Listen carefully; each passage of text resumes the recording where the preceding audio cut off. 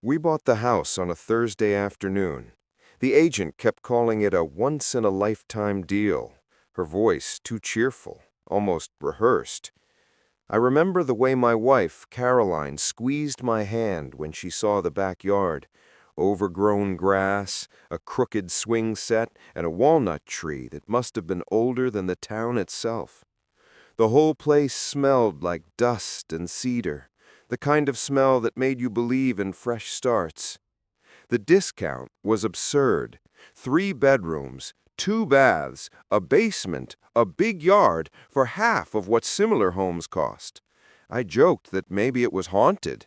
The agent laughed too quickly. That first evening, the sunset spilled red through the cracked blinds. Caroline unpacked the plates while our daughter Emma ran circles around the living room. I remember thinking how right it all felt, like the kind of place people wrote Christmas cards about. We toasted with cheap wine, sitting on boxes, listening to the wind knock against the siding. It was around midnight when I first noticed the noise, a faint tapping from somewhere below us. At first, I thought it was the pipes, old house, old sounds, but it wasn't rhythmic, not steady like plumbing. It was slow, deliberate. 3 taps, then a pause, then 3 more. Caroline was asleep beside me, and I didn't want to wake her. I just lay there, staring into the dark, counting the spaces between sounds. Tap, tap, tap. Silence. Tap, tap, tap. The next morning, I found the basement door unlocked. I was sure I'd latched it. The air down there was colder than it should have been. A sour metallic smell clung to the concrete, and there were faint scuff marks near the far wall, like something heavy had been dragged across the floor. When I came back up, Caroline was making pancakes. Emma was humming a tune I didn't recognize. Everything looked so normal, so bright, that for a second I almost convinced myself I'd imagined the whole thing. But then, as I reached for the orange juice, Caroline said, "Isn't it strange they sold it so cheap, for a house this size?" I laughed, pretending I hadn't already asked myself the same thing 100 times that morning. "Yeah," I said, "guess we just got lucky." Even then, part of me knew luck had nothing to do with it. The first full day in the house felt like stepping into someone else's memory. Caroline opened all the curtains to let the light in, but the sun just made the dust show, tiny specks floating through the air like ash. Every room had that faint old paper smell, like the house had been holding its breath for years. The neighbors came by in little waves that morning, mostly older folks, polite smiles, casseroles, the usual small-town warmth. But there was something off. They all stood on the porch instead of stepping inside. Every time Caroline invited them in, they'd hesitate, glance behind her shoulder, and say they didn't want to track in dirt. It hadn't even rained. One woman, Mrs. Dunley, stayed the longest. Thin as a wire, bright floral dress, the kind of person who talks too much when she's nervous. She gave Emma a jar of homemade jam and said, "You tell your mommy not to let you play in the basement, okay?" Then she smiled that tight, guilty kind of smile and shuffled off before I could ask her what she meant. That night, Caroline made spaghetti, and for a few minutes everything felt normal. I almost forgot the weird tapping from the night before. But when I took the trash out, I ran into the mailman, this older guy with tired eyes and nicotine-stained fingers. He looked at the house, then at me, and said quietly, "So they finally sold it, huh?" "Yeah," I said, trying to sound casual. "Great deal." He nodded, jaw tightening. "Guess they never told you why." When I asked, he just shrugged. "Not my place," he muttered, already walking away. "Just keep the basement locked." Back inside, Caroline was humming while she washed dishes, and Emma was drawing at the table. The picture was of our new house, big windows, chimney, green lawn, but there was something else too, a small red shape standing by the basement door. "Who's that?" I asked. Emma didn't look up. "That's the man who used to live here," she said, matter-of-factly. Caroline laughed nervously. "She's been saying that all day. I think she overheard that old lady earlier." But Emma shook her head. "He told me his name. He said he never moved out." That night, I locked the basement door twice, just to be sure. By the end of the first week, the house had started making noises that didn't sound like a house should. Not the normal creaks or settling wood, but softer things, breathing sounds, almost like someone trying not to be heard. It usually happened around 3 in the morning. I'd wake up without knowing why, heartbeat already racing, and just listen. Sometimes it was a whisper, too faint to make out. Other times, the noise came from the vents, a low rasping like someone dragging a fingernail across metal. Caroline said I was stressed. Maybe I was. We'd poured everything into this house. I'd even started sleeping with a flashlight next to me, which made her laugh. "You're acting like it's a horror movie," she said, smiling. Yeah, I wish it had been just that. One afternoon, I came home early from work. The house was quiet except for Emma singing in her room. When I peeked in, she was sitting on the floor, surrounded by crayons and paper. She didn't notice me at first. "Who are you talking to, sweetheart?" I asked. She smiled without looking up. "My friend. He's helping me draw." The drawing showed 2 figures, Emma in her blue dress, and next to her, a tall shape with no face, just a dark smudge where the head should be. His hands were red, but not colored in red, smeared red, like she'd pressed her finger hard into the crayon until it broke. That night, I brought it up to Caroline. She brushed it off, said Emma had always had an overactive imagination. "She's adjusting. New school, new house. She just made herself a pretend friend. It's normal." But then, later that week, I heard Emma whispering in the dark. I stood outside her door, listening. She said, "Okay, but I can't go down there when Daddy's home." Then silence. Then her little giggle. And a voice, low, hoarse, barely human, answered her from somewhere inside the vent. I kicked the door open, heart slamming, but she was alone, just sitting cross-legged on her bed, looking at me with sleepy confusion. "What's wrong, Daddy?" she asked. I didn't answer. I just looked around her room. The air felt colder by at least 10 degrees. Her window was shut, but the curtains moved, slow and steady, as if someone had just passed by. When I checked the vent, I found something wedged deep inside, a strip of faded fabric, stiff and dark with old blood. That was the night I stopped sleeping altogether. For 3 nights straight, the basement door kept opening on its own. Just a crack, enough to notice from the hallway, like the house wanted me to look inside. I started wedging a chair under the handle before bed, just to prove to myself I wasn't crazy. But every morning, without fail, the chair would be pushed aside. Once it even tipped over completely, lying halfway into the kitchen like someone had kicked it. Caroline said it was the air pressure that old houses breathe. Maybe she was right, but if the house was breathing, it was doing it loudly. On the 4th night, I finally went down there. The air in the basement was wrong, damp, heavy, with that sour metallic smell again. I brought my flashlight and followed the beam along the walls. The cement looked newer in some places, like parts had been patched over.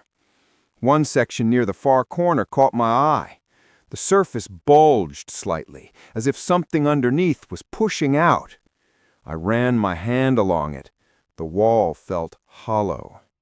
The flashlight flickered then, just for a second, and in that strobe of half-light, I saw a shape.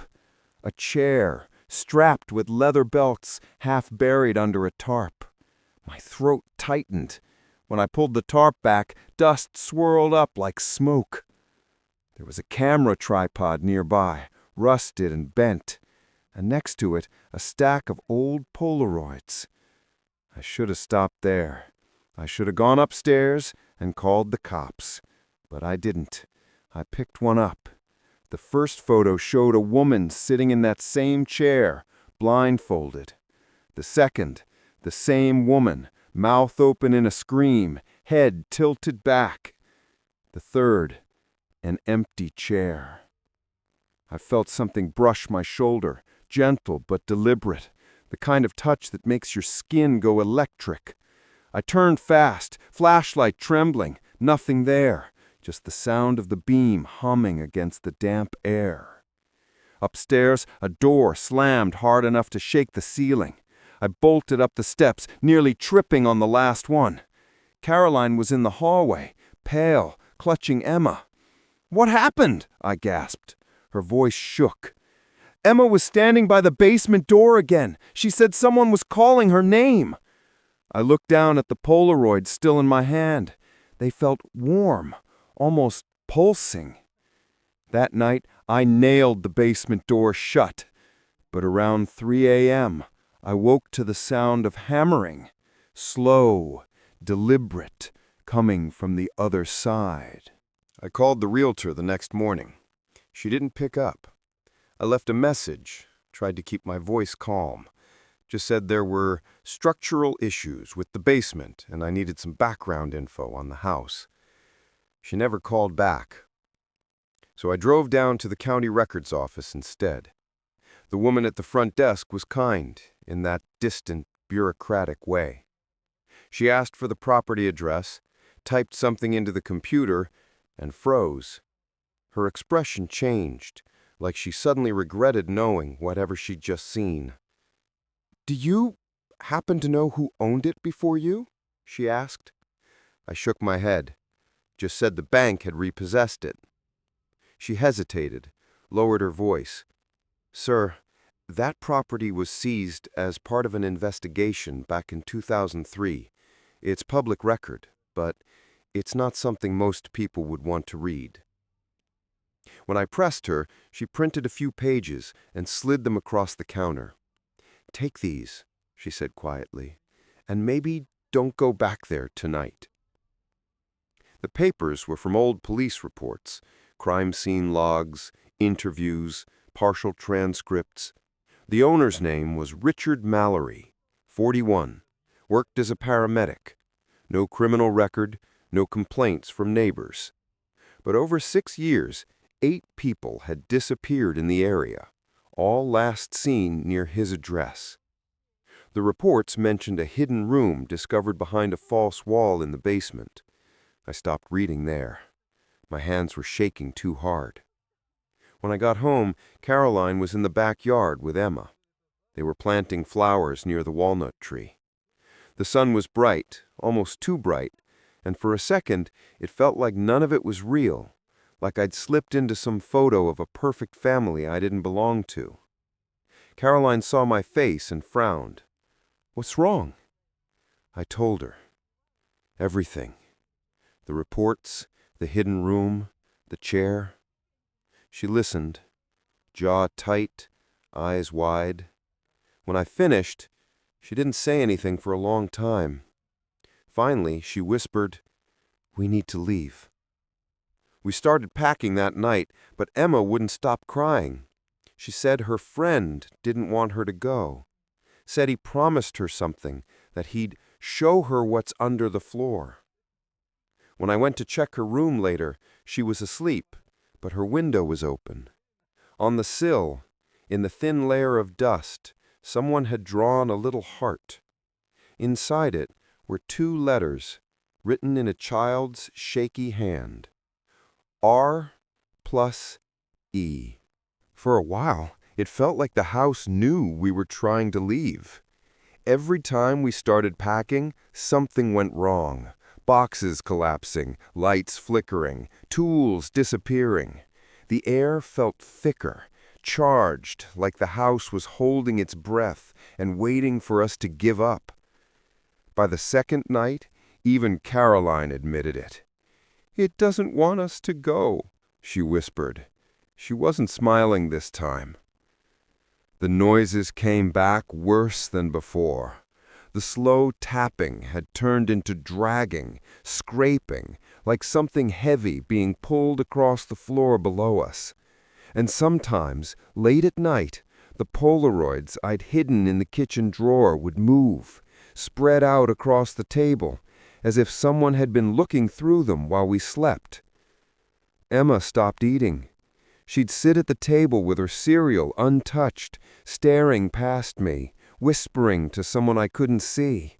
I tried to snap her out of it, asked who she was talking to. She looked up, eye as unfocused. "He says you took his pictures. He says you're not supposed to touch his things." I felt a chill crawl straight through my spine. The next day, I nailed every window shut. I didn't care how it looked. Caroline thought I was losing it. Maybe I was. But she didn't argue. She just stayed close to Emma, humming softly under her breath, like that would keep the air calm. That night, around 3 a.m., the whispering started again. It wasn't in the vents this time. It was everywhere. From the walls, the floor, the ceiling, a dozen voices at once, all breathing the same broken rhythm. Caroline sat up, clutching my arm. "Mike, do you hear that?" I grabbed the flashlight. The beam shook as I moved it across the room. That's when we saw it. Words written across the inside of our bedroom wall, faint but unmistakable, carved into the paint itself. "I never left." The air smelled like blood. Then Emma screamed. We bolted into her room. The light from her night lamp flickered wildly, shadows crawling along the walls like smoke. She was standing on her bed, pointing toward the closet. Her voice was a thin, terrified whisper. "He's back." I yanked the door open. Just goats and toys, but the smell, that same metallic stench from the basement, poured out thick enough to make me gag. When I turned back, Emma wasn't on the bed anymore. The window was wide open, and carved in the wall, right above her pillow, were 3 small words scratched in fresh paint. "Under the floor." I didn't even remember running downstairs. I just remember the sound. The wind slamming through the open window upstairs, and Caroline screaming Emma's name until her voice cracked. The front door was locked from the inside. The windows were nailed shut. She couldn't have gone far, but there were muddy footprints across the hallway floor, small, bare, leading straight toward the basement door, the one I'd nailed shut. The nails were gone, just gone. The wood around the frame was splintered, as if something had been prying from the inside. Caroline was behind me, sobbing. "Don't go down there, Mike." But I did. I couldn't not. The smell hit first, damp concrete, rust, rot, and something worse, something alive. My flashlight caught the edge of a shape on the ground, a footprint, small like a child's, pressed into the dust. Then another, then another. I followed them deeper in. The far wall, the one that had felt hollow before, was cracked open now, chunks of cement scattered across the floor. Behind it, a narrow corridor sloped down into darkness. And on the wall, written in something thick and brown, were the words, "She's with me." My light flickered, and for a second I thought I saw movement, a figure at the far end of the tunnel, tall, still, watching. "Emma?" My voice didn't sound like mine. It came out small, shaking. Something answered, but not her voice. A man's, low, wet, like his throat was full of dirt. She wanted to see where they sleep. Then the sound of dragging, that heavy, flesh against concrete scrape I had been hearing for nights. It was coming closer. I ran. I don't even remember reaching the stairs, just Caroline's hands grabbing me, pulling me up as the basement door slammed behind us hard enough to shake the whole house. We shoved the couch in front of it and stood there, gasping. Silence. Then 3 slow knocks. Tap, tap, tap. The same rhythm from that first night. By morning, the house looked normal again. The couch was still wedged against the basement door, but everything else felt ordinary, too ordinary. Caroline wouldn't speak. She just sat at the kitchen table, clutching Emma's stuffed rabbit to her chest. I could still smell the basement on my skin, metal and mold, and something sweet rotting underneath. When I finally went outside for air, I saw the mailbox hanging open. Inside was a single Polaroid, fresh, not one of the old ones. It showed the basement floor. And in the corner, barely visible in the flashlight glare, was Emma's pink nightgown. Caroline didn't sleep at all that night. She just sat on the floor by the front door, Emma's stuffed rabbit still in her hands, rocking like she was trying to keep herself from breaking. Every few minutes she whispered our daughter's name, like if she stopped saying it, Emma would disappear forever. By morning, I made a decision. We were leaving. No more waiting for police, no more packing. Just grab the keys and drive until that damn house was a dot in the mirror. But the moment I turned the ignition, the car made a sound I'll never forget. A sharp grind, then silence. I tried again. Nothing. Battery was fine, fuel full. It just wouldn't start. Caroline came running out, panic on her face. "Mike, what's happening?" Before I could answer, the house lights behind her flickered on and off, one by one, from the attic down, like something was walking through each room. She froze. "It's him!" The air turned cold. I could see her breath fog in front of her. Then the smell, metallic, burnt, thick. I looked toward the porch and saw it.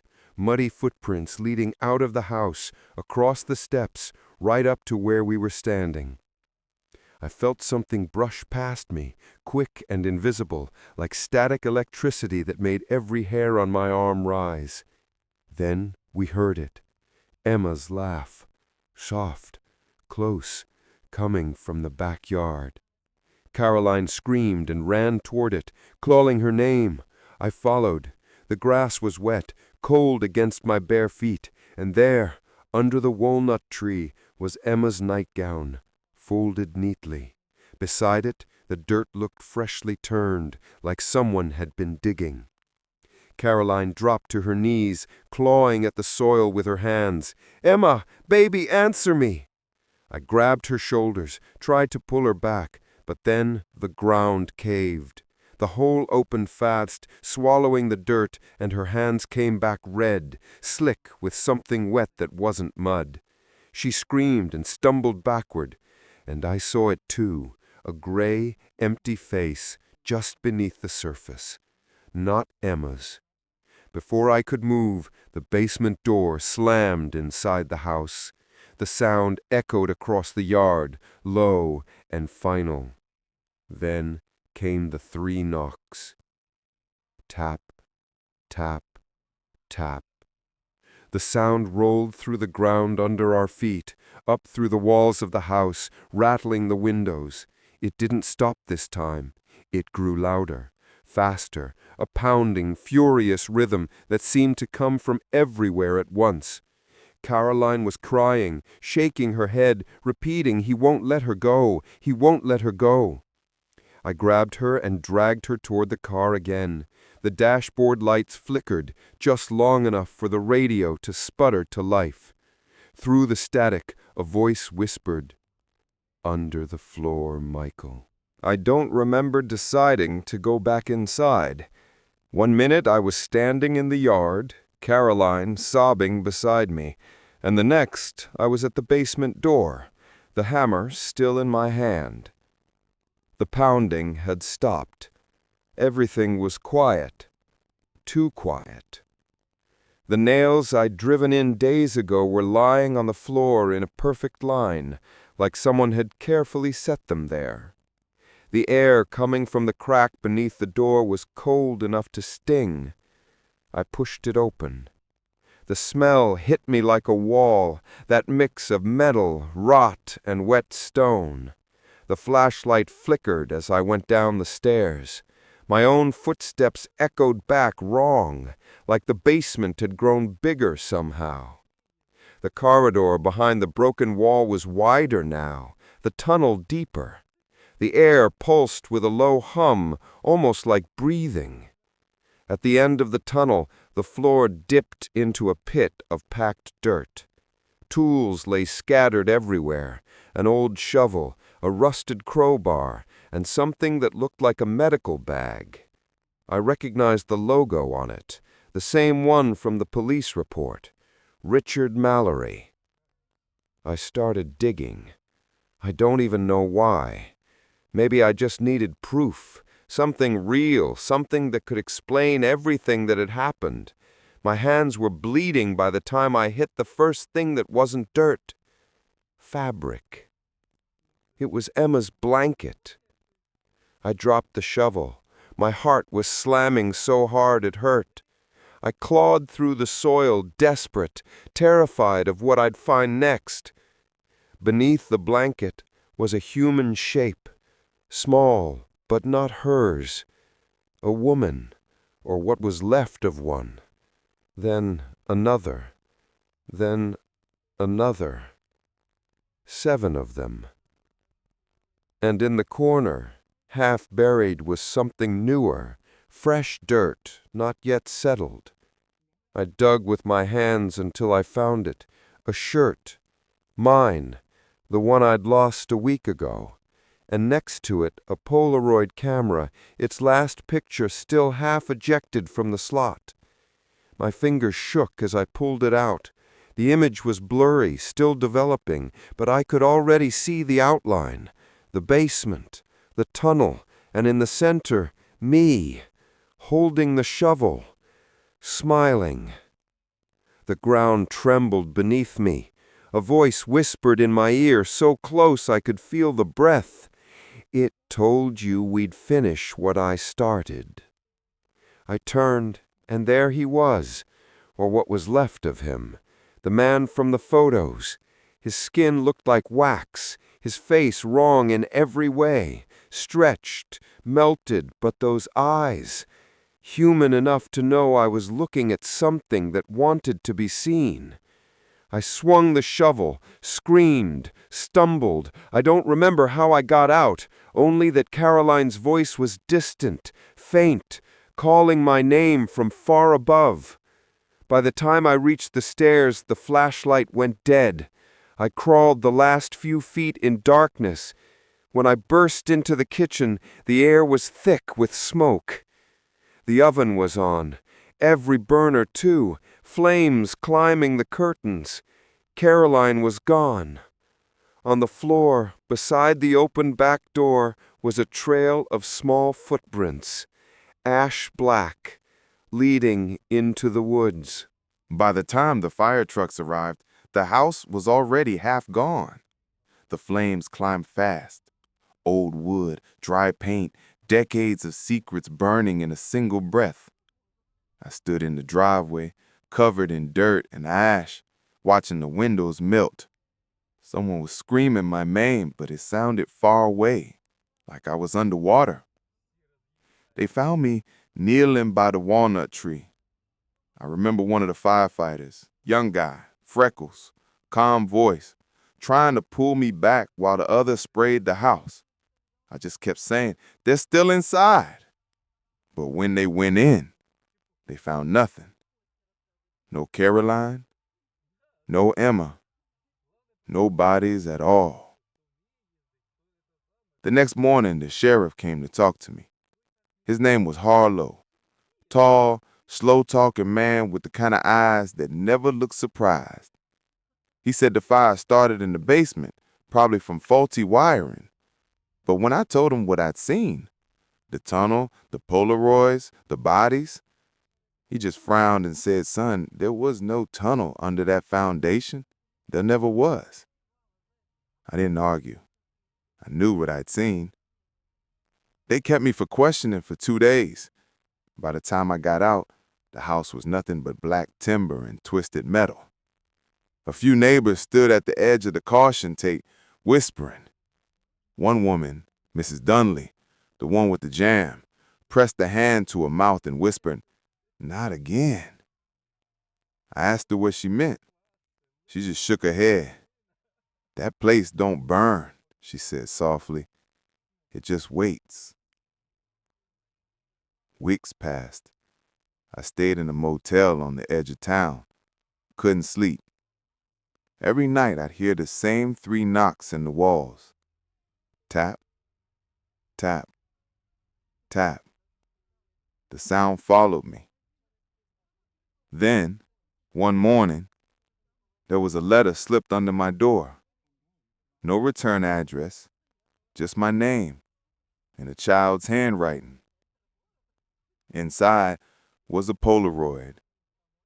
The photo showed a house, ours, whole again, not burned, not broken, and standing in the upstairs window was a small figure. Emma. Her head tilted, smiling, one hand pressed against the glass. On the back of the photo, in faint pencil, someone had written, "She's helping him rebuild." I went back to the hill once, just once. The grass had already grown over the ashes. The walnut tree was still there, blackened, but alive. And in the dirt, near its roots, was a handprint. Small, perfect, pressed deep enough to stay through the next rain. I still see it sometimes. Not always clearly, sometimes in reflections, sometimes in the dark spaces between street lights. Always the same soft voice. "Daddy, come home." But I don't go back. Not to that hill, not to that house that isn't gone. Because some doors, once opened, never really close. And some homes don't let go of the people they've chosen to keep.